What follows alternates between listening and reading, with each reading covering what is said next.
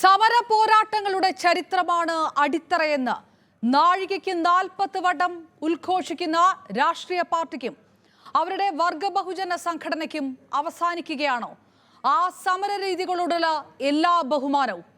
കയ്യൂരും കരിവെള്ളൂരും പുന്നപ്രയുമെല്ലാം ആ ചരിത്രം എഴുതിയത് അന്നത്തെ അധികൃതർ ആദ്യം പുച്ഛിച്ചു തള്ളിയ പ്രതിഷേധങ്ങളിലൂടെ തുടക്കമിട്ടാണെന്ന് മറന്നു പോകുകയാണോ കമ്മ്യൂണിസ്റ്റ് പാർട്ടി? ആശാ വർക്കർമാരുടെ സമരം 18ാം ദിവസത്തിലേക്ക് കടക്കുന്നു. പ്രശ്നപരിഹാരമല്ല, ചർച്ചയല്ല, സമവായമല്ല.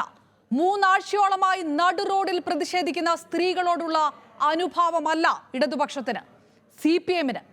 പകരം എങ്ങനെ ആ സമരം പൊളിക്കാമെന്ന് നോക്കി ബദൽ സമരം നടത്തുന്ന CITU-വും ആശമാരുടെ സമരം നടത്തുന്നത് ഈർക്കിൽ സംഘടനയാണെന്ന് അധിക്ഷേപിക്കുന്ന CPM നേതാക്കളും വന്ന വഴി മറക്കുകയാണോ?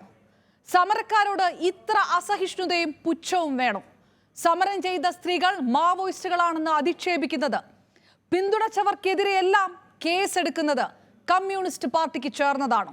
സർക്കാരും CPM-ഉം സമരത്തെ കൈകാര്യം ചെയ്യുന്ന രീതിയോട് CPI-എങ്കിലും അനുകൂലിക്കുന്നുണ്ടോ?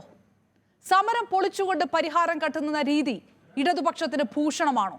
കോടതി ഉത്തരവ് പോലും പരിഹസിച്ച് ഇപ്പോഴും റോഡ് തടസ്സപ്പെടുത്തി CPM നടത്തുന്ന സമരങ്ങൾക്കും അതിനെ ന്യായീകരിച്ച് പ്രസ്താവന നടത്തുന്ന നേതാക്കന്മാർക്കും ആശമാരുടെ സമരം ജനാധിപത്യ അവകാശമാണെന്ന് പോലും തോന്നാത്തത് കഷ്ടമാണ്. ഇതുകൊണ്ട് സമരങ്ങൾ പരാജയപ്പെടുമോ?